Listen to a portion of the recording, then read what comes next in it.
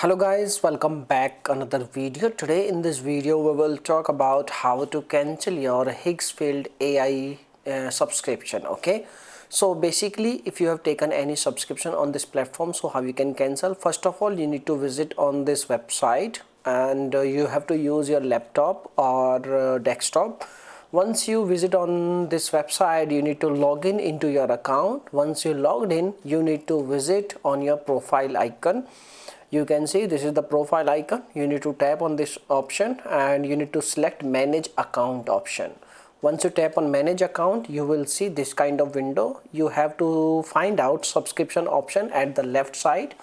You need to tap on the subscription option, and once you tap on subscription option, you will see your active subscription plan on this screen, and you can cancel your subscription on this option, on this menu. Okay, so this is the method by which you can cancel your subscription. So if you want to know like how to remove your credit card or debit card from this platform, so the video link is in our video description box, you can check out. Okay, so thanks for watching this video. Bye bye, take care.